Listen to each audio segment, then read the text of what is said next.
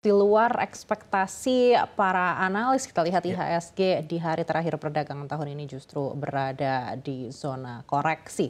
Demikian juga dengan rupiah ya, meskipun ada penguatan tapi sebenarnya masih di 16.100-an begitu. Tapi masih ada satu sesi lagi, apakah menurut Anda masih ada peluang IHSG ditutup di zona positif?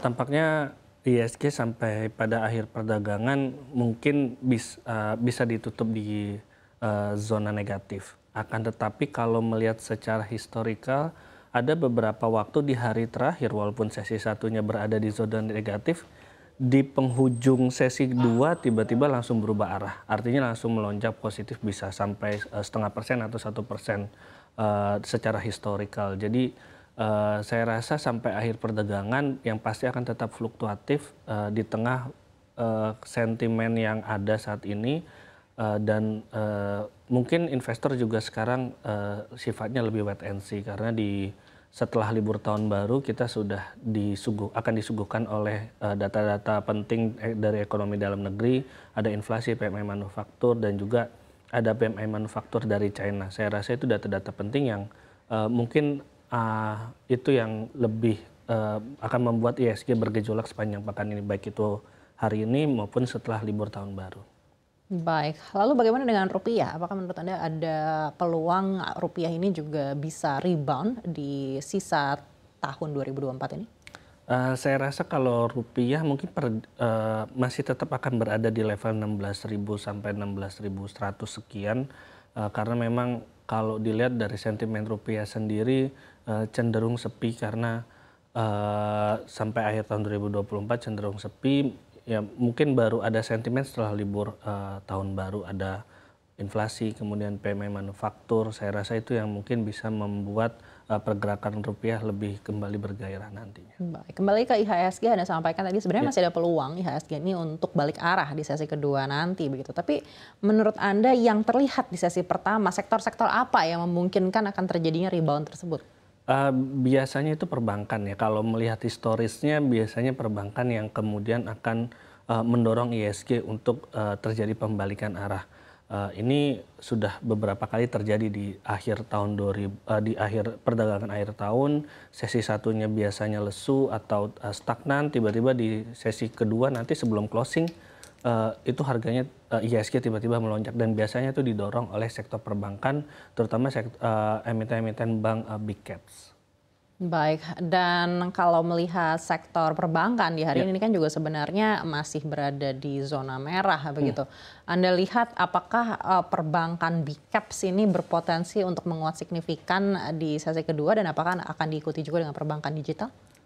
Saya rasa mungkin kalaupun skenarionya terulang itu mungkin hanya emiten perbankan big caps ya, tidak kemudian ke perbankan digital karena dari secara bobot pun sebenarnya emiten-emiten perbankan big caps yang memiliki bobot lebih besar dibanding terhadap indeks kita, pasar saham kita. Tapi kalau itu biasanya anomali. Kalau misalnya melihat kondisi sekarang normalnya mungkin akan tetap berada di zona merah sampai akhir perdagangan hari ini atau menutup 2024 di zona merah. Baik, dan sebesar apa risiko dana asing ini masih akan lanjut keluar dari pasar keuangan RI hingga akhir dari kuartal 1 2025?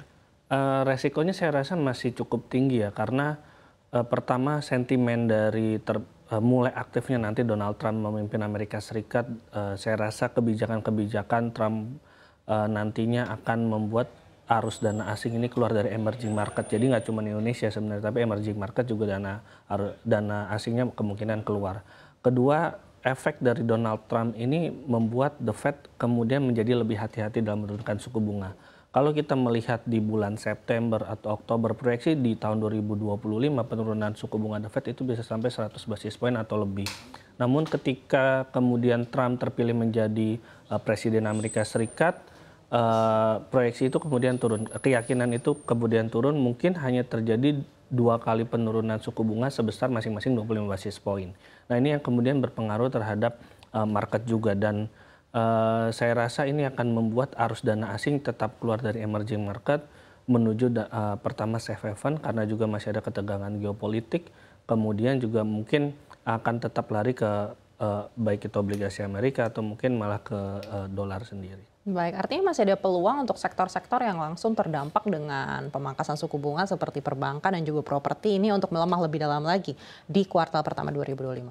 Iya, saya rasa untuk saat ini kalau kita melihat mungkin masih ada pengaruh ya, tapi masih ada potensi untuk kemudian jatuh lebih dalam lagi. Akan tetapi ini sebenarnya menjadi peluang karena memang secara kinerja baik itu sektor perbankan maupun sektor properti itu cukup tangguh di tahun 2024. Setidaknya sampai laporan di kuartal 3 sampai per September 2024 dari pertumbuhan laba, pertumbuhan pendapatan, kemudian kalau dari properti prapenjualannya itu sebenarnya masih cukup baik, masih on track menuju targetnya di 2024. Sehingga sebenarnya walaupun terjadi penurunan harga saham, fundamentalnya masih bagus, ini sebenarnya bisa menjadikan sebuah peluang bagi investor karena tentu saja valuasi menjadi murah.